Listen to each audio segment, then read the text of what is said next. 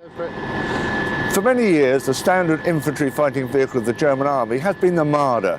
That has been progressively upgraded for the A1, 2, 3, 4 and the latest A5, which was deployed to Afghanistan. However, the basic design of the Marder is now 40 years old, and the German army has now at long last started to field a new vehicle, the Puma infantry fighting vehicle.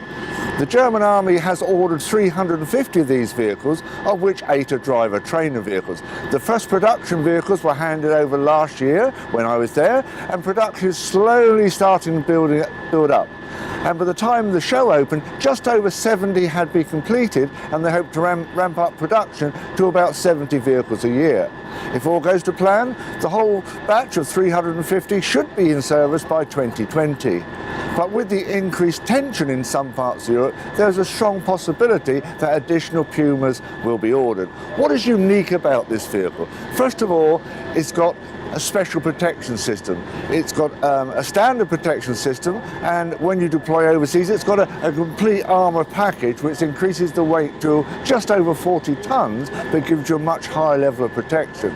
Also, most infantry fighting vehicles has a turret. This particular one has a remote control turret, so all the crew are in the well-protected hull. That is commander, gunner, driver and 6 dismounts who can rapidly leave by the rear ramp. Also, if you see, it's got a lot of protection against top attack. And if we look along here, you've got explosive reactive armour, and that gives you additional protection against rocket-propelled grenades. The turret, as we said, is remote controlled, and that's got a Mauser 30mm dual-feed cannon, which in addition to firing armour-piercing, fin-stabilised discarding sabot rounds, can also fire an airburst munition. And you look at the muzzle of the gun, that's where it's programmed. The current vehicle has a 5.56mm coax machine gun, but that will be replaced by a 7.62mm weapon. You can't see it because this vehicle is not currently fitted. It is expected that future vehicles will be fitted with a Spike anti-tank guided missiles to engage targets at much longer range.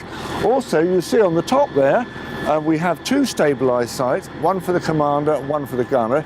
Each of those has got a day sight, a thermal sight and a laser rangefinder.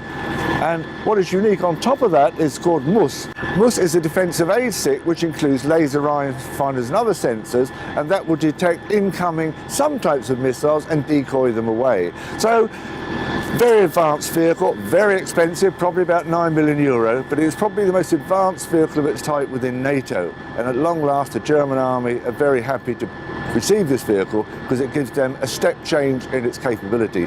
But it's not only the vehicle. The dismounted infantry have a soldier system, so that links the dismounts with the vehicle. So this really is the mothership of the infantry.